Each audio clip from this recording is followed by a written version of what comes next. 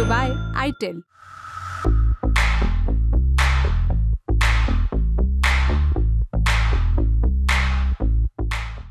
नमस्कार, मेरा नाम उपासना है और आप देख रहे हैं द लल्लन टॉप का डेली फाइनेंशियल बुलेटिन खर्चा पानी। कहते हैं कि टॉपर बनना या फिर टॉप 3 में आना आसान है, लेकिन टॉप पर बने रहना मुश्किल है। इस समय ओला इलेक्ट्रिक की स्थिति कुछ ऐसी ही दिख रही है। कंपनी ने इलेक्ट्रिक गाड़ियों के सेगमेंट में टॉप प्लेयर्स में अपना नाम तो बना लिया, लेकिन इस खिताब को मेंटेन करने में उसे नानी याद आ रही है। खराब पोस्ट सेल्स सर्विस के चलते कंपनी लगातार आलोचनाओं का सामना कर रही है। नियामक नोटिस पर नोटिस भेज रहे हैं। कंपनी के अंदर भी कुछ ठीक नहीं चल रहा है और इन सब का असर शेयरों पर भी दिख रहा है। आज के खर्चा पानी में हम ओला इलेक्ट्रिक के सामने खड़ी इन्हीं चुनौतियों पर बात करेंगे। ये भी जानेंगे कि कंपनी इनसे निपटने के लिए क्या कर रही है। सबसे पहले बात करते हैं नियामकीय सख्ती की, मतलब रेगुलेटर्स की तरफ से उसे किस किस तरह की चुनौतियां या फिर नोटिस मिल रहे हैं। कंपनी को इस समय 2 रेगुलेटरी संस्थाओं से नोटिस मिला हुआ है। पहला है CCPA और दूसरा है ARAI। पहले CCPA के नोटिस को समझते हैं। CCPA central consumer protection authority, ये एक केंद्रीय संस्था है। ये ग्राहकों के अधिकारों की रक्षा, उसे बढ़ावा देने और उन्हें अमल में लाने का काम करती है। इसके साथ ही कंज्यूमर्स के अधिकारों के उल्लंघन, गलत कारोबारी तरीकों और भ्रामक विज्ञापनों से जुड़े मामलों पर भी नजर रखती है। उन्हें रेगुलेट भी करती है। CCPA की एक जांच इकाई भी है जिसे डायरेक्टर जनरल हेड करता है और कंज्यूमर से जुड़ी जो भी जांच होती है वो इसकी ही जिम्मेदारी होती है। अपना धर्म निभाते हुए CCPA ने 7 अक्टूबर को ओला इलेक्ट्रिक को एक नोटिस थमाया, जिसकी पुष्टि कंपनी ने भी की। नोटिस में कहा गया कि कंपनी यानी ओला इलेक्ट्रिक ने ग्राहकों को ठीक सर्विस नहीं दी है, भ्रामक विज्ञापन दिए हैं, कारोबार के नियमों और ग्राहकों के अधिकारों का उल्लंघन किया है। ओला से 15 दिनों के अंदर नोटिस का जवाब मांगा गया। इस हिसाब से जवाब देने की आखिरी तारीख 22 अक्टूबर थी, लेकिन एक दिन पहले ही ओला ने 21 अक्टूबर को अपना जवाब दाखिल कर दिया। कंपनी ने जवाब में क्या सफाई दी बताते हैं। उसने दावा किया कि उसे 10,644 शिकायतें मिली हैं, जिसमें से उसने 99.1% शिकायतों का निपटारा कर लिया है। 22 अक्टूबर को शेयर बाजार को इसकी जानकारी दी गई। उसमें ओला के chief financial officer Harish Abhichandani ने कहा, हम बताना चाहते हैं कि CCPA की तरफ से मिली 10,644 शिकायतों में से हमारे रिड्रेसल मैकेनिज्म के मुताबिक 99.1% शिकायतों का निपटारा कर लिया गया है, वो भी पूरे कस्टमर सेटिस्फैक्शन के साथ। लेटर में यह भी बताया गया कि ओला कस्टमर की समस्याओं को सुलझाने के लिए प्रतिबद्ध है। नियामकीय आवश्यकताओं को पूरा करने के लिए वो अधिकारियों के साथ काम कर रही है। आपको बता दें कि कंज्यूमर प्रोटेक्शन अथॉरिटी ने ओला को नोटिस थमाते हुए कहा था कि नेशनल कंज्यूमर हेल्पलाइन को ओला के खिलाफ 10,644 शिकायतें मिली हैं। ये नंबर 1 सितंबर 2023 से 30 अगस्त 2024 के बीच के हैं। इनमें से 3389 शिकायतें ऐसी हैं जो सर्विस में देरी से जुड़ी हैं, 1899 शिकायतें डिलीवरी में देरी और 1459 शिकायतें वादे के मुताबिक सर्विस नहीं देने से जुड़ी थी। इस लेटर के बाद ओला इलेक्ट्रिक के शेयर 6% तक नीचे आ गए थे। कस्टमर्स हालांकि अभी भी नाराज चल रहे हैं और वो ओला इलेक्ट्रिक के इस वादे से इत्तेफाक नहीं रखते। 23 अक्टूबर को कॉमेडियन कुणाल कामरा ने ओला इलेक्ट्रिक पर एक बार फिर से निशाना साधा। उन्होंने एक्स पर पोस्ट में लिखा, जिसने भी अपनी ओला इलेक्ट्रिक को सक्सेसफुली सर्विस करा लिया है उसे केंद्र सरकार की अग्निवीर स्कीम में लिया जाना चाहिए। कई कस्टमर्स ने इस पर मजाकिया इमोजी के साथ रिप्लाई भी किया। एक यूजर ने लिखा कि जितनी हिम्मत ओला सर्विस सेंटर में खड़े रहने के लिए चाहिए, उतने में अग्निवीर की ट्रेनिंग पूरी हो जाती है। एक और यूजर ने लिखा, उन कस्टमर्स को तो सिर्फ इस बात के लिए मेडल मिलना चाहिए कि वो इतना लंबा वेट टाइम झेल गए, लेकिन असली चैलेंज तो ये है कि सर्विस के बाद भी ओला EV चल जाए। एक अलग यूजर ने लिखा, ओला शिकायत सॉल्व नहीं करती है, वो सीधे क्लोज कर देती है। आपको बता दें कि कॉमेडियन कुणाल कामरा और भावेश अग्रवाल के बीच इस महीने की शुरुआत में ही एक राउंड सोशल मीडिया पर बहस हो चुकी है। ये बहस भी खराब सर्विस को ही लेकर हुई थी।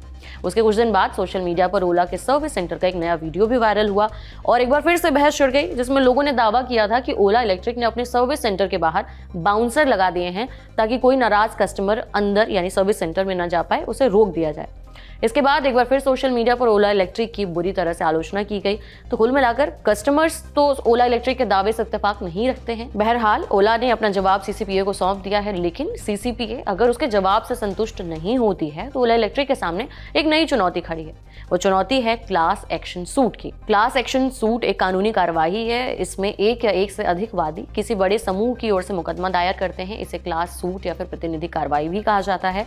इस तरह के मुकदमे में समूह के किसी सदस्य को ही मुख्य वादी बनाया जाता है, जो पूरे समूह की ओर से मुकदमा लड़ता है। इंडिया में क्लास एक्शन सूट इंडिया में ज्यादातर जनहित याचिकाओं या फिर कंज्यूमर विवादों के लिए इस्तेमाल किए जाते रहे।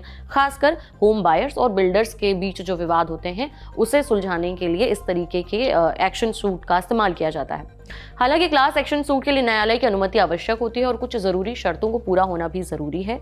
किसी भी क्लास एक्शन की सफलता इस बात पर निर्भर करती है कि वो केस कितना स्ट्रांग है, क्लास एक्शन के लिए जरूरी आवश्यकताएं किस हद तक पूरी की गई हैं, ये सभी चीजें निर्भर करती हैं क्लास एक्शन सूट की सफलता पर। ये तो हो गया सीसीपीए की नोटिस का मैटर और आगे इसमें क्या चांसेस बन सकते हैं, क्या स्थितियां बन सकती हैं, वो भी हो गया। अब हम आते हैं दूसरे नोटिस पर। जैसा हमने शुरू में बताया है कि ओला को ARAI की तरफ से भी एक नोटिस मिला था। ये नोटिस क्यों थमाया गया है ये भी जानते हैं। ARAI का पूरा नाम है automotive research association of India. ARAI ministry of heavy industries के अंदर आने वाली एक टेस्टिंग एजेंसी है और मिनिस्ट्री की तरफ से ही ये जांच शुरू की गई है। ARAI ने मुख्यतः 2 चीजों के संदर्भ में ओला इलेक्ट्रिक को नोटिस भेजा था। पहला, कंज्यूमर्स की तरफ से आई शिकायतों की जांच के लिए। दूसरा, कंपनी PLI और फेम 2 जैसी स्कीमों के नियमों का उल्लंघन कर रही है या नहीं, इस संदर्भ में। ओला इलेक्ट्रिक इस नोटिस का भी जवाब दे चुकी है। उसने अपनी सफाई में तय कीमतों से कम दाम पर गाड़ियां बेचने से इनकार किया है। ARAI ने नोटिस में उससे पूछा था कि क्या बॉस सेल में उसने तय दाम से कम दाम पर गाड़ियां बेची हैं। इस पर भी ओला ने जवाब देते हुए कहा कि उसने सेल के दौरान कीमतों से कोई छेड़छाड़ नहीं की है। अपनी सफाई में उसने एक इनवॉइस भी पेश किया है। 6 अक्टूबर की तारीख का दिख रहा ये इनवॉइस, जिसमें कंपनी ने कस्टमर को 5,000 रुपए की छूट दी है, ऐसा दिख रहा है। कंपनी ने ऐप का एक स्क्रीनशॉट भी शेयर किया है, ये दिखाने के लिए कि स्कूटर की कीमतों में कोई फेरबदल नहीं किया गया है। लेकिन ARAI ओला इलेक्ट्रिक के जवाब से संतुष्ट नहीं है। CNBC ने सूत्रों के हवाले से लिखा है कि ARAI ने ओला इलेक्ट्रिक का जवाब देखा है और वो उसे संतुष्ट नहीं है। उसने और जानकारियों के लिए ओला इलेक्ट्रिक को तलब किया है और जानकारियां मांगी गई हैं। आपको बता दें कि ओला इलेक्ट्रिक फिलहाल कई सरकारी स्कीमों का फायदा उठा रही है, जैसे FAME 2, electric mobility promotion scheme EMPS, PM E-Drive और PLI for automobile and auto components and advanced chemistry cells. इन स्कीमों के तहत ओला इलेक्ट्रिक को इंसेंटिव मिलता है। अगर कंपनी किसी भी सरकारी दिशा निर्देशों का उल्लंघन करती है तो उसे आगे इन स्कीमों के तहत सब्सिडी नहीं दी जाएगी, रोक दी जाएगी। ये तो हो गई बाहरी चुनौतियां जो कंपनी बाहरी फैक्टर्स की वजह से झेल रही है, लेकिन कंपनी के अंदर इंटरनल चैलेंजेस भी काफी मौजूद हैं। कंपनी की सेल्स घटी है। इस साल की पहली छमाही में उसकी सेल्स 25% कम हुई है। मार्केट शेयर भी 40.4% से घटकर 32.4% पे आ गया है, जिससे सवाल उठ रहा है कि क्या ब्रांड लंबे समय तक मार्केट में टिक पाएगा भी या नहीं। इसके अलावा कंपनी के बड़े अधिकारियों समेत कई एम्प्लॉइज इस्तीफा देकर जा रहे हैं। 3 सीनियर अधिकारियों ने हाल के कुछ महीनों में रिजाइन किया है। इसका भी असर कंपनी के सर्विस वाले मसले पर पड़ा है। अब अगर कोई लिस्टेड कंपनी मार्केट में कस्टमर्स की नाराजगी झेल रही हो, नियामकों से उसे सख्ती पर नोटिस मिल रहा हो, कंपनी में अंदर रिजाइन चल रहे हो, सेल्स घट रही हो, तो किस कंपनी के शेयर होल्डर्स में घबराहट नहीं पैदा होगी। शेयरों के दाम पर इसका असर दिख रहा है। कंपनी के शेयर 9 अगस्त को मार्केट में लिस्ट हुए थे 76 रुपए के भाव पर।